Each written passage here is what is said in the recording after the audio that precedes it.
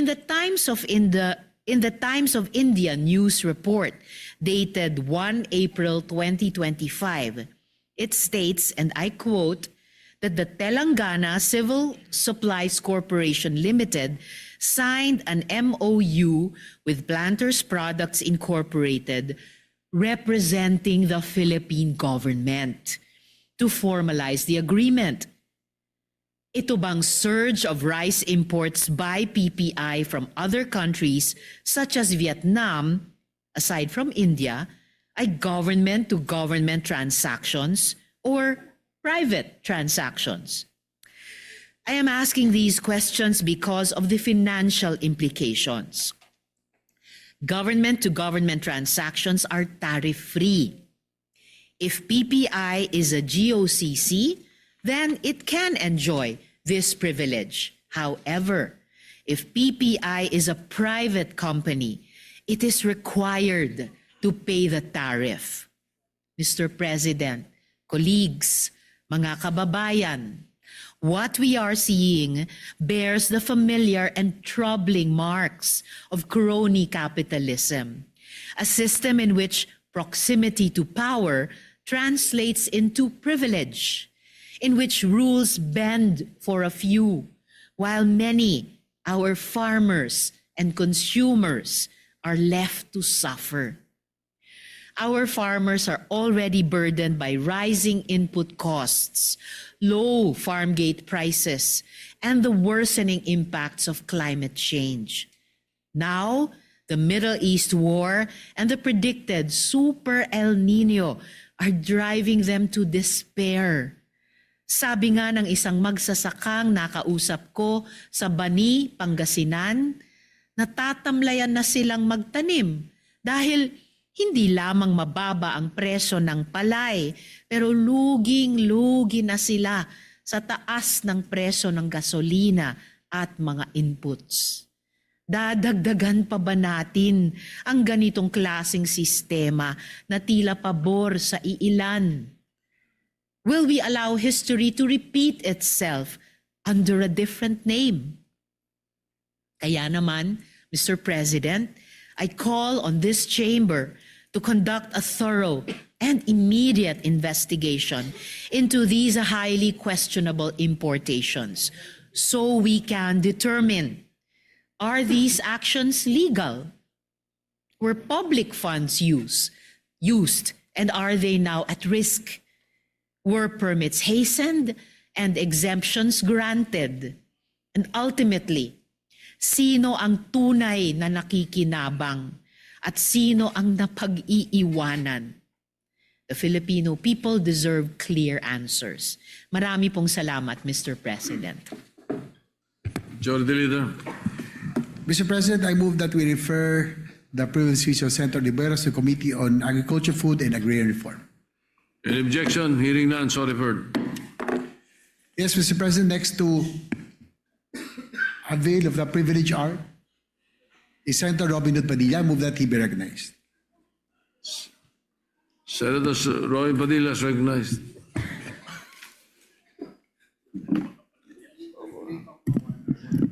Maraming salamat po, Ginoong Pangulo, at sa ating pinunong mayorya. Assalamualaikum warahmatullahi wabarakatuh.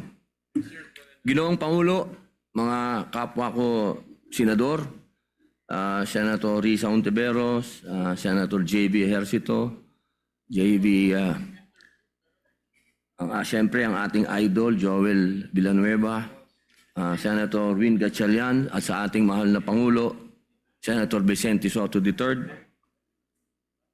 Tumatayo po ako ngayon sa bisa ng personal at kolektibong pribilehiyo.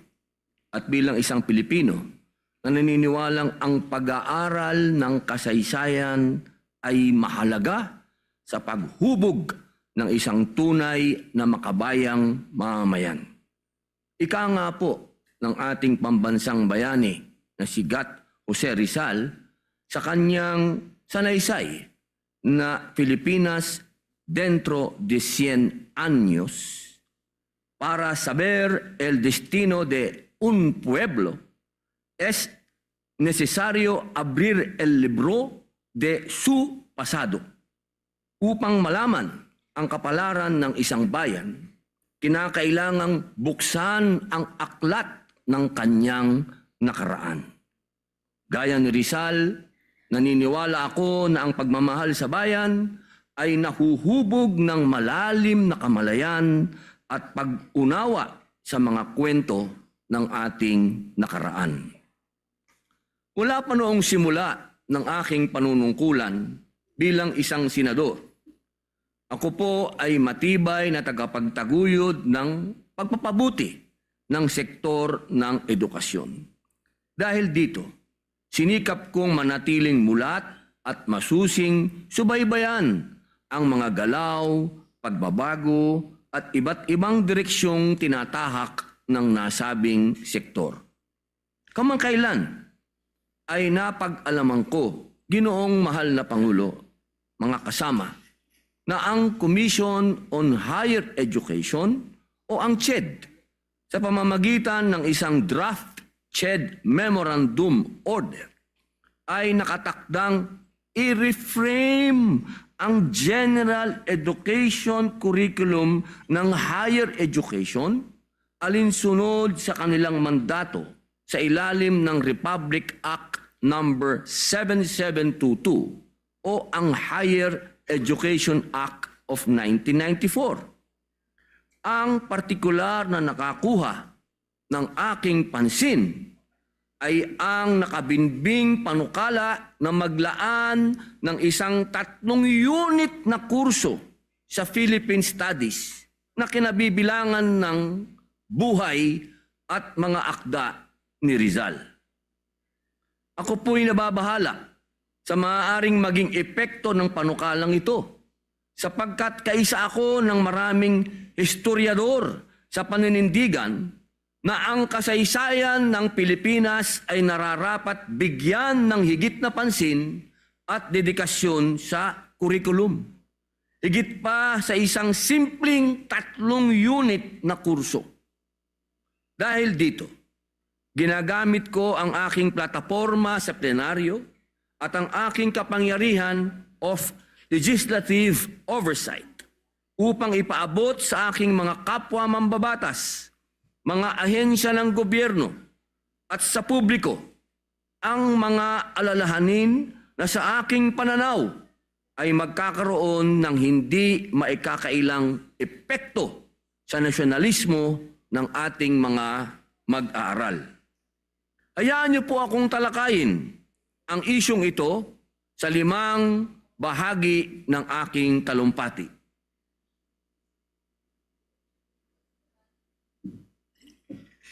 Una, makasaysayang konteksto. Sa pag-aaral ng kasaysayan, natutunan natin na ang mga sinaunang Pilipino ay mayaman, hindi lamang sa salapi, sa ginto, kundi sa sariling kultura. May sistema ng pagsulat ng baybayin, may organisadong pamayanang tinatawag na barangay, at may aktibo at malawak na ugnayang kalakalan, at kultural sa iba't ibang bahagi ng Asya. Meron na po tayong trade sa iba't ibang bahagi ng Asya. Hindi po tayo mga mangmang. Sa makatwid, bago tayo sinakop, may sarili na tayong pagkakakilanlan. Ngunit, nagbago po ang direksyon ng ating edukasyon sa pagdating ng mga Amerikano noong 1898. Sa ilalim ng Second Philippine Commission, Act number 74 o ang Education Act of 1901, ipinakilala ang sistemang pampublikong edukasyon na gumagamit ng Ingles bilang pangunahing medium ng pagtuturo. Ayon sa historiador na si Renato Constantino, ang sistemang ito ay naging anyo ng miseducation, kung saan ang kamalayan ng mga Pilipino ay nahubog ayon sa pananaw at interes ng kolonyal na kapangyarihan. Sa ganitong konteksto, mahalagang balikan ang layunin ng Republic Act number 1425 o ang Rizal Law. Kinikilala ng batas na ito ang mga akda ni Rizal bilang instrumento ng nasyonalismo sa edukasyon.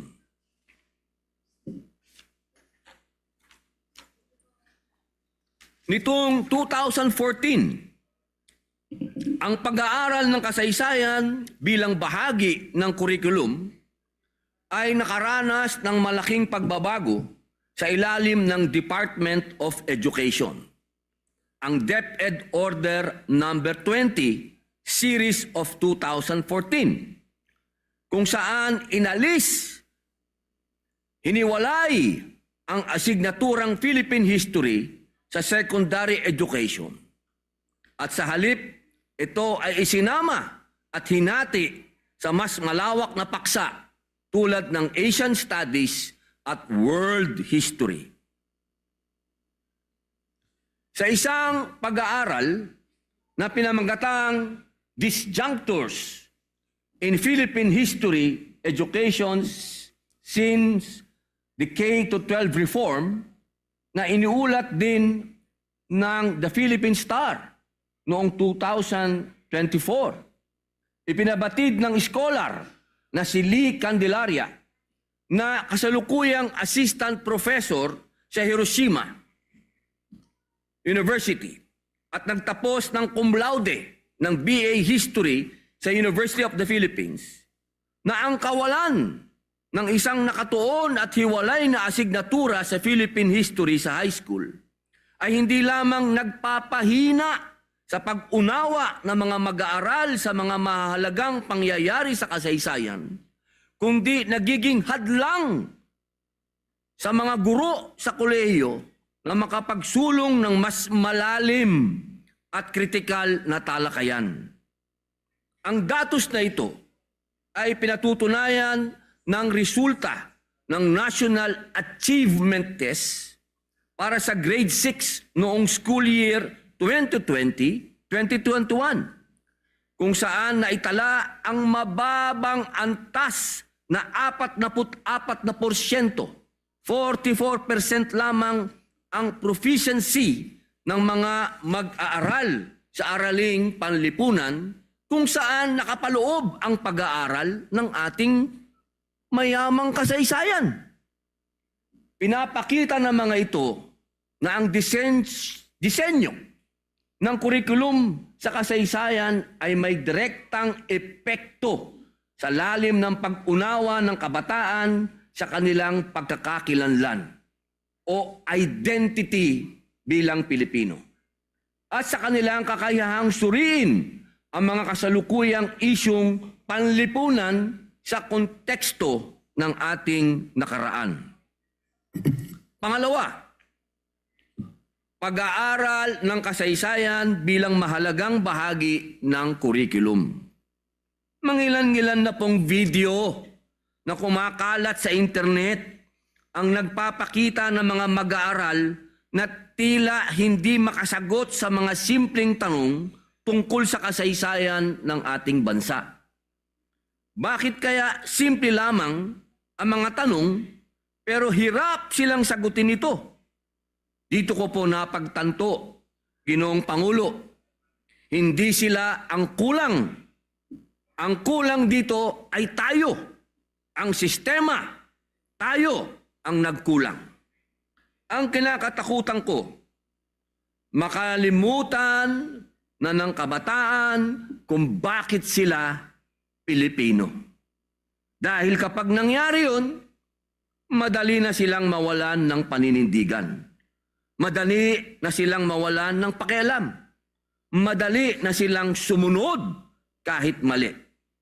Ito ay pinatunayan na ng Program for International Student Assessment 2018 po, kung saan napag-alaman na ang mga kabataang Pilipino, edad 15, ay kasama sa mga pinaka-vulnerable na maniwala sa fake news. Hindi lamang mga historiador at scholar, kundi pati mga guro mismo ang nagsusulong ng pagbabalik ng asignatura ng kasaysayan ng Pilipinas sa high school, sapagkat ang pag-aaral nito ay hindi dapat nakatali o limitado sa isang partikular na pangkat ng edad. Hindi rin makatarungang sabihin may redundancy sa curriculum at inuulit lamang ang pagtuturo mula elementarya hanggang high school. Ang katotohanan, hindi ito basta inuulit, kundi mas pinapalalim. Nung tayo po ay nasa elementarya at sekundarya, ang kasaysayan ay itinuturo sa paraang payak, makabuluhan, at nakatuon sa pagbuo ng ating pagkakakilanlan, pagkamakabayan, at pag-unawa sa mga pangunahing pangyayari, tauhan, at mga bayani sa ating nakaraan. Samantala, pagdating po sa kolehiyo, kung saan mas mature appreciation na ang isang tao, ang pagtuturo ng kasaysayan ay mas malalim at mas kritikal. Dito, kinakailangan suriin ang konteksto, dahilan at epekto ng kaganapan sa nakaraan. Pati na rin ang kaugnayan nito sa mga kasalukuyang isyong panlipunan, pampolitika at pang-ekonomiya. Sa madaling salita, sa basic education, sinasagot ang sino, ano, kailan, at saan ng kasaysayan. Habang sa kolehiyo naman, tinatalakay ang bakit at paano. Pinapakita nito, bagamat pare-pareho nating kinikilala ang kahalagahan ng kasaysayan, nagkakaiba-iba ang paraan ng pagtuturo nito at ang lalim ng pag-unawa ng mga mag-aaral. Kaya't malinaw, mahal na Ginoong Pangulo, na mahalagang manatiling bahagi ng kurikulum sa lahat ng antas ng formal na edukasyon sa ating bansa ang kasaysayan ng Pilipinas. Pangatlo, issue sa draft CHED Memorandum Order. Sa existing curriculum, may nakalaan na kabuuang 6 units para sa pag-aaral ng kasaysayan. Isang 3-unit na Rizal course at isang 3-unit course sa Reading in Philippine History. Ngunit sa draft CHED Memorandum Order, naglalayong i-reframe ang general education curriculum. Ang mga stand-alone courses sa filosofiya, etika, panitikan, pagpapahalaga sa sining, at kasaysayan ng Pilipinas, mga asignaturang bahagi ng kasulukuyang curriculum, ay hindi lumilitaw bilang mga required courses. Ang bihira, ibig sabihin, kalimutan na natin itong mga ganitong kasuotan. Ayon pa sa draft, sa ilalim ng Artikulo 5 nito, nakasaad ang kursong Rizal and Philippine Studies bilang bahagi ng core subjects, habang ang dating stand-alone na kursong Readings in Philippine History ay hindi na makikita sa listahan. Kahapon po, 5 ng Mayo, dumalo ang aking opisina sa online public consultation ng CHED patungkol sa kanilang draft CMO. Siya ay sinagawang konsultasyon. Ipanaliwanag ng CHED na ang ginagawa ay reframing o muling pag-aayos, hindi pagtanggal ng mga asignaturang general education. Ayon sa kanila, marami sa mga kursong general education sa kolehiyo ay naituro na sa senior high school sa ilalim ng K-12. Kaya nagiging efficient ang pag-uulit. Hindi daw nagiging efficient. Sa nasabing public consultation din, kinumpirma na ang kursong kasaysayan ng Pilipinas ay kasama na raw po sa Rizal Studies. Mula rito, nagiging malinaw na isinusulong ang pagsasanib o konsiderasyon, kinukonsiderate, para ang gusto nila pagsamasamahin na po, mga mahal kong kababayan, isang asignatura na lamang. Hindi po ito pwede. Hindi po nagkumpisa ang kasaysayan ng Pilipinas sa panahon lang ni Gat Jose Rizal. Si Gat Jose Rizal po ay 19th century. Ang Pilipinas po, kung matatandaan po ninyo, meron na po tayong natagpuan 60,000 years ago. Meron na pong nakita dyan sa Luzon na tayo po ay mga tao na. Kung inyo pong makikita sa screen, ayon po sa draft CHED Memorandum Order, layunin ng kurso na ipinaliwanag o explain ang buhay at akda ni Rizal. Subalit, Ginoong Pangulo, sa lente ng Bloom's Taxonomy na isang sistematikong balangkas na ginagamit upang uriin ang mga layunin sa pagkatuto sa edukasyon, ang pag-explain ay nasa mababang antas ng pangkaisipang pangunawa o cognitive learning na karaniwang mas angkop sa basic learning outcomes kaysa sa antas ng kolehiyo. Kaya't ipinapahayag ko ang malalim na pag-aalala na ang mga pagbabagong nakapaloob sa draft CMO, partikular sa Section 8, Letter D ng kursong Rizal and Philippine Studies, ay hindi lamang tila hindi angkop sa antas ng pangkaisipang pangunawa o cognitive learning na inaasahan sa kolehiyo, kundi maaari ring lumihis sa tunay na diwa at intensyon ng Republic Act number 1425 na isinasabatas noong 1956. Napakalungkot pong isipin, mga mahal kong kasama, na ang gusto mangyari ng CHED ay umikot lang tayo kay Jose Rizal sa ating pambansang bayani. Malinaw sa nabanggit na batas na ang layunin nito ay itaguyod ang nasyonalismo sa pamamagitan ng mga akda ni Rizal, partikular ang noli me tangere at el filibusterismo bilang mga instrumento ng pagiging makabayan at hindi bilang kapalit o komprehensibong pag-aaral ng kasaysayan ng Pilipinas. Pag ito po'y ninamnam natin, mga mahal kong kasama, para nating itinapon ang ating kasaysayan na napakayaman. Mismong si Jose Rizal, mismong si Gat Jose Rizal, meron siyang libro patungkol sa pre-colonial na Pilipinas. Siya mismo, nirirespeto niya at minamahal niya ang ating kasaysayan bago dumating ang mga kolonyal. Sa halip na manatiling nakatuon sa nasyonalismo at paghubog ng kamalayang makabayan, tila binabago nito ang kurso tungo sa isang de facto history subject at lumilikha pa ng mga pagbabago sa istruktura ng general education.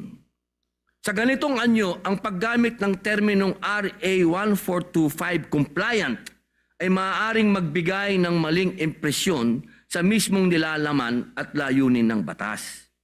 Tila ba unti-unti nating pinapahina ang mensahe ng ating pambansang bayani? Nakakalimutan natin na ang kwento ni Rizal ay hindi lamang pahina ng aklat. Ang kwento niya ay isang paalala. Sa akin pong inisyal na pagtatanong nung panahon natin sa kolehiyo, huwag po nating banggitin ang taon dahil baka naman magkaalaman pa tayo ng edad dito. Sa pagkakaalala ko ay dapat tayong kumuha ng history subject, bukod pa sa Rizal. Noong mas unang panahon pa nga ay may subjects pa na Spanish language. Nung ako'y nagpunta sa Spain, ako'y sinisisi ng aking mga kamag-anak doon. Ano ka ba? Bakit hindi ka natuto ng Espanyol? Ngunit, nitong early 2000, Rizal na lang ang mandatory subject dahil may batas para dito. Ang kasaysayan ay naging optional na lamang at ngayon balak pang paikliin ang Rizal dahil mahaluan ng Philippine Studies. Ang kasaysayan natin ay hindi pwedeng paikliin lang na parang summary o gawing bullet points. Ito ay kwento kung sino tayo. At kapag pinutol ang kwentong iyon, unti-unti ring nawawala ang damdamin natin para dito. Pang-apat, ang panukalang batas sa edukasyon. Ginoong Pangulo, mula pa noong aking panunungkulan sa Kongreso, malinaw na ang aking advokasya ay hindi lamang nakatuon sa pagpapalakas at pagpapagaunlad ng ating edukasyon system, kung hindi partikular na atensyon sa pagbibigay ng mas malaking diin sa papel ng kasaysayan bilang isang mahalagang asignatura sa paghubog ng mamamayang Pilipino. Noong ika-19 na Kongreso, ako po ay naghain ng 6 na panukalang batas na may kinalaman sa edukasyon at kasaysayan. Kabilang ang Senate Bill number 451 na naglalayong gawing hiwalay na asignatura ang Philippine History sa high school curriculum, at Senate Resolution number 1067 na humihimok sa pagpapalakas at integrasyon ng Rizal Program sa basic education sa pakikipagtulungan ng mga kaukulang ahensya ng kultura at kasaysayan. Sa kasulukuyang ika-20 Kongreso, nagpatuloy ang advokasyang kung ito sa pamamagitan ng paghahain ng 10 panukalang batas ukol sa edukasyon at kasaysayan. Kabilang dito ang Senate Bill number 1659 na naglalayong isama sa curriculum ang pag-aaral tungkol sa soberenya ng Pilipinas sa Sabah. Senate Bill number 605 na muling nagsusulong ng Philippine History bilang hiwalay na asignatura sa high school. Senate Bill number 606 na nagbumungkahi ng amyenda sa Republic Act 1425.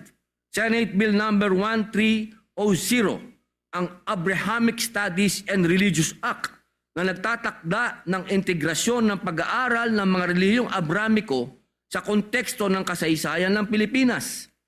Senate Bill number 1300 o ang Anti-Pabebe Act of 2025 na naglalayong itaguyod ang holistikong paghubog ng mga mag-aaral sa pamamagitan ng life skills tulad ng pagtatanim, values formation, at environmental awareness dahil ito ay parte ng kasaysayan.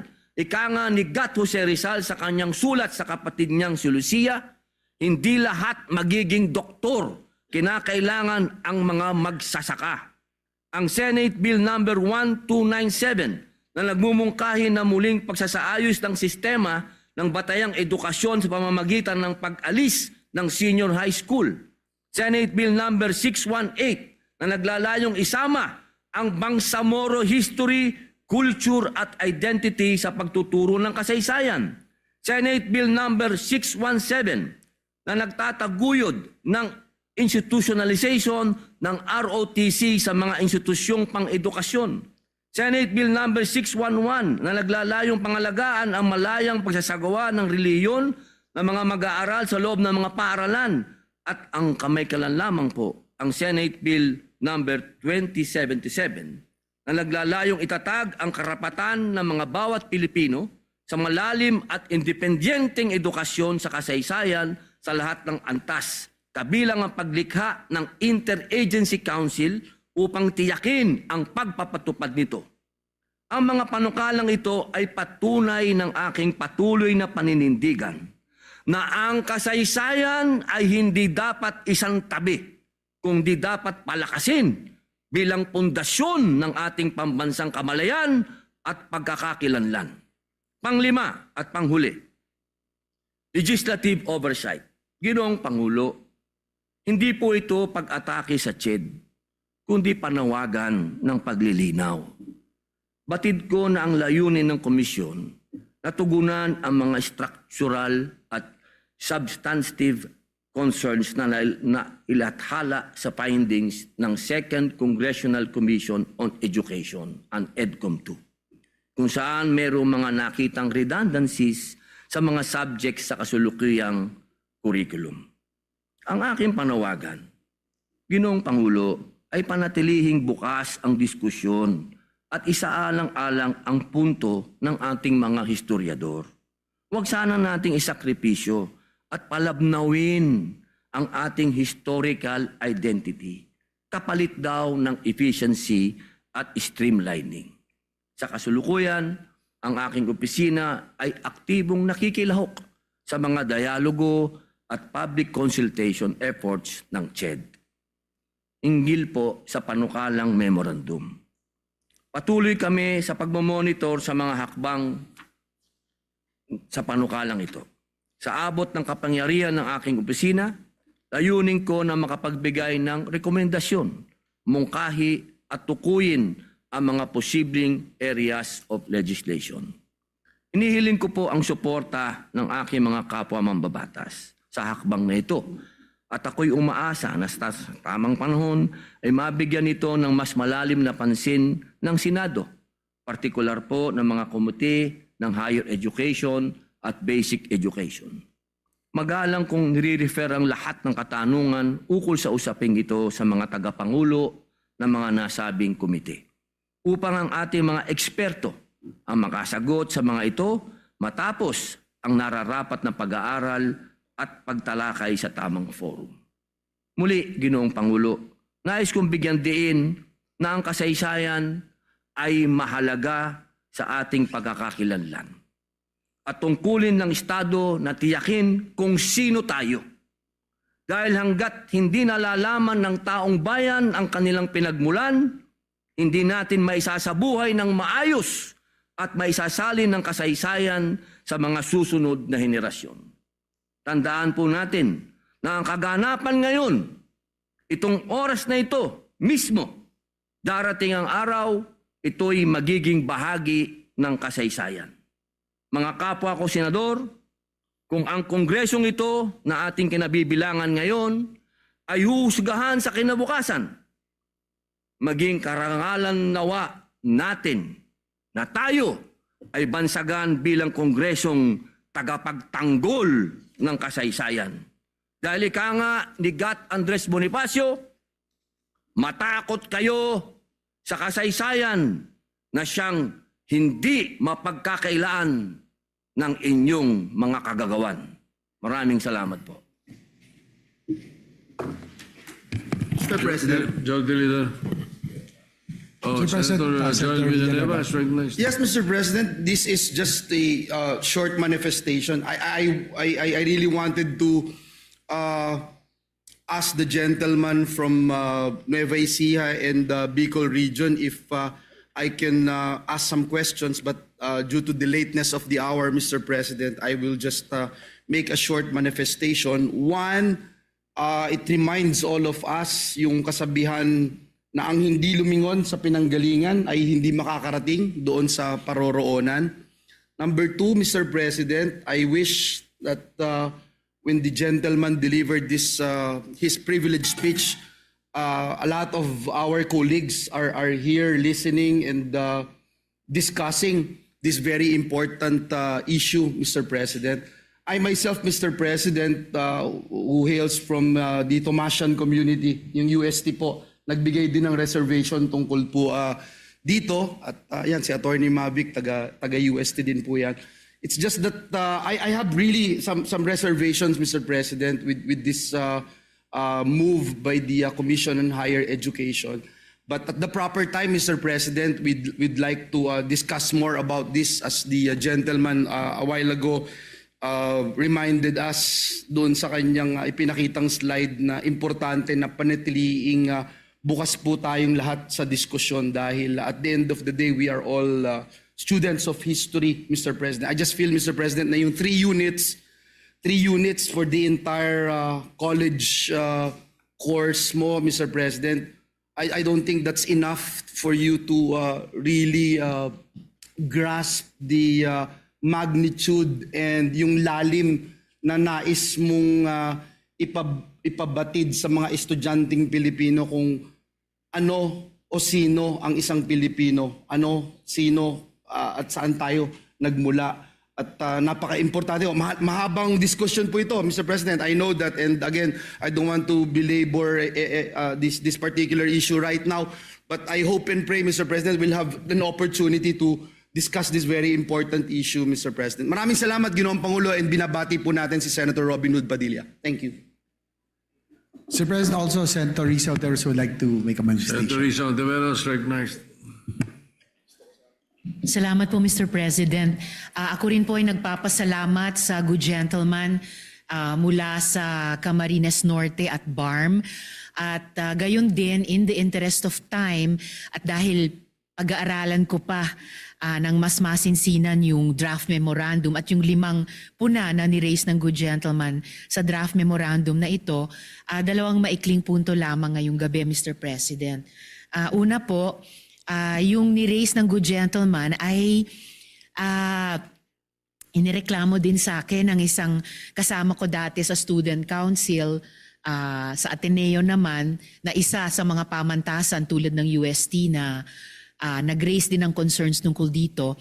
At ito pong kaibigan kong ito ay nagtuturo ngayon sa Department of Mathematics sa Ateneo. Nireklamo niya po itong ganitong direksyon. At nais ko lang ibahagi yung isang tinugon ko sa kanya noon na while we recognize the need to fast-track tertiary education and cut the cost, we oppose continuous disregard of humanities and social sciences, which are assumed to be the ethical and intellectual anchor of education, and balance hard sciences. Humanities and social sciences as part of holistic education, essential in making sense of the world, civic engagement, and social responsibility. At pangalawa na lamang po para sa gabing ito, Mr. President, yung ding isinambit ng good gentleman mula sa Bulacan, yung kasabihan nating mga Pilipino na ang di lumilingon sa pinanggalingan ay di makararating sa paroroonan.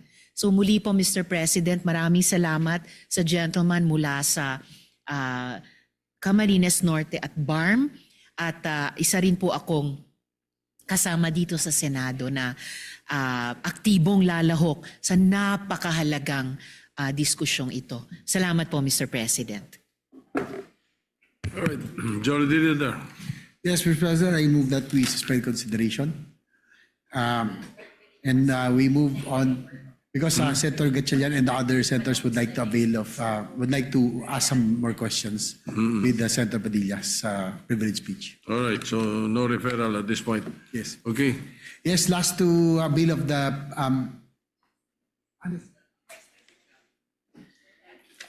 okay, so we move on to admin matters, Mr. President. I move that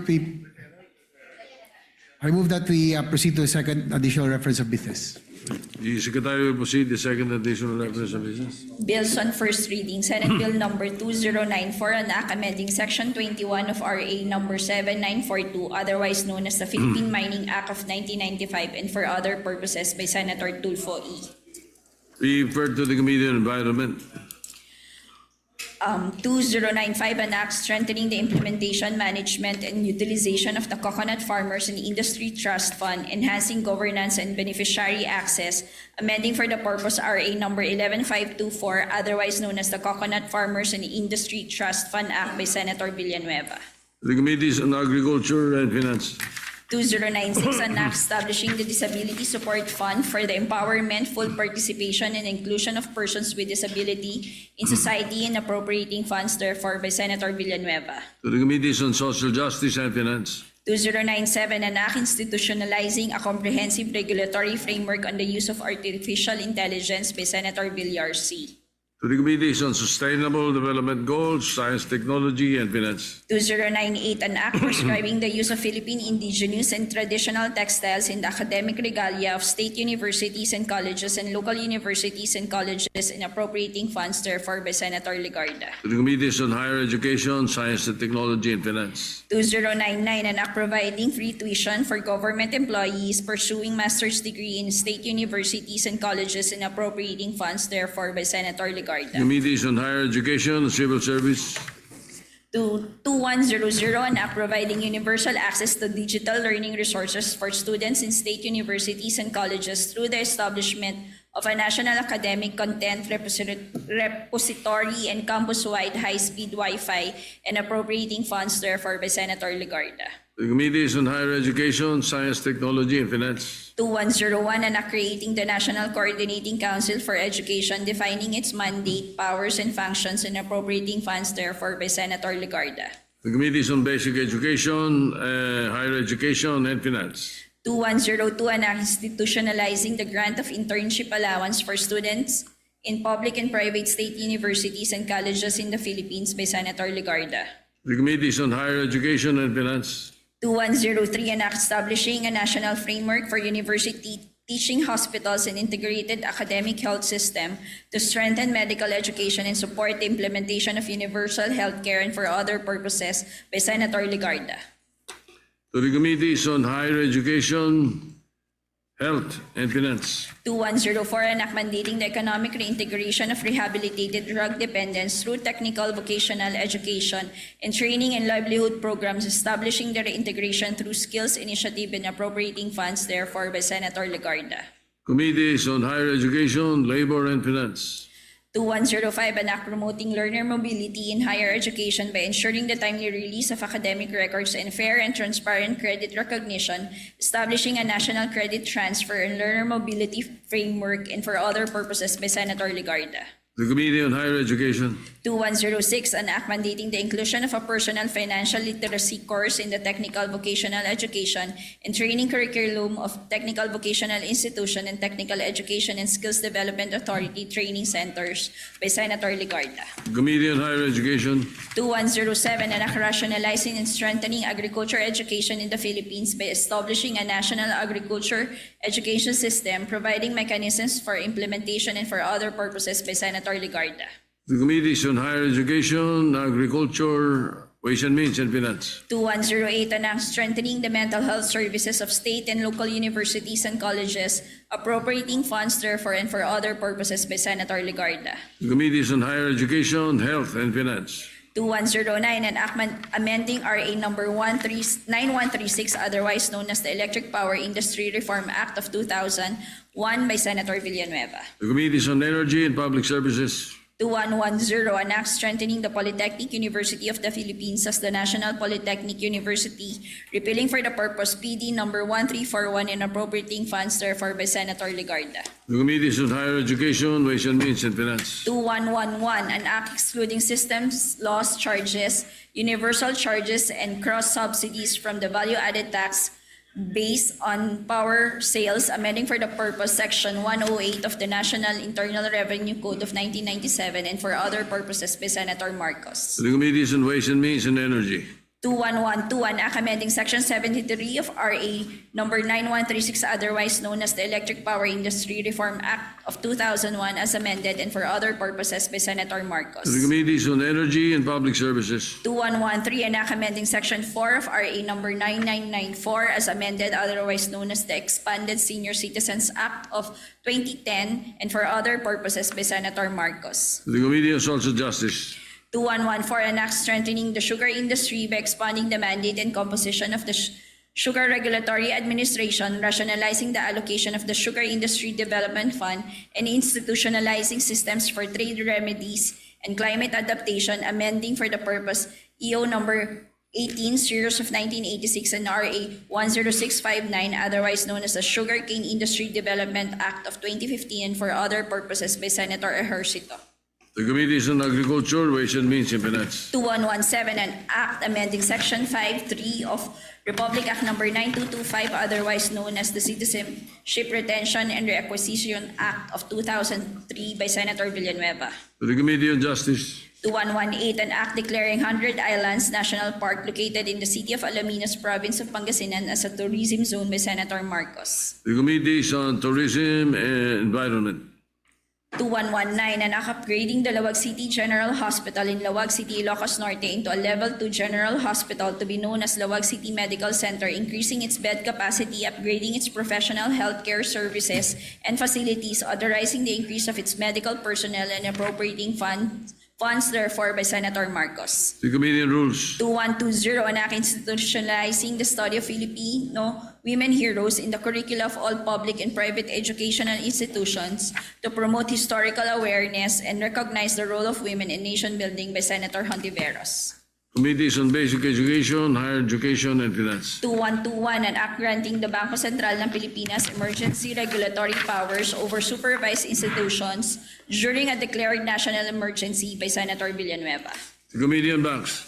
Majority Leader. Yes, Mr. President, some admin matters. Mr. President, with the consent of the body, I move for the secondary committee referral of the following bills to the Committee on Energy, while maintaining their primary committee referral with the Committee on Ways and Means. Senate Bill number 2076, VAT Exemption on Systems Laws Act or Residential Household Consumers, and Senate Bill number 2093, VAT Exemption on Electrical Billings for Residential Households. So move, Mr. President. Any objection? Hearing none, motion is approved. Mr. President, with the consent of the body, I move to change the primary committee referral of Senate Bill number 2077, Philippine History Education Protection Act, from the Committee on Culture and the Arts to Committee on Basic Education, and to make instead a secondary committee referral to the Committees on Culture and Arts and Finance. So move, Mr. President. Any objection? Hearing none, motion is approved.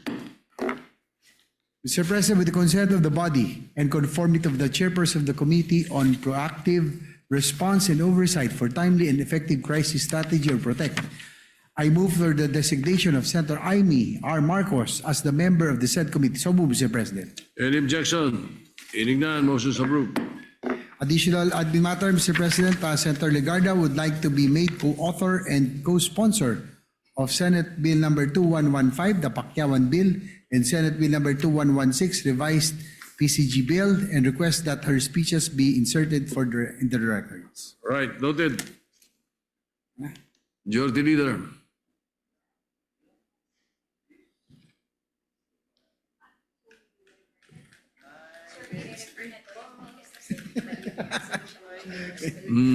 Okay. Mr. President, I move to refer the earlier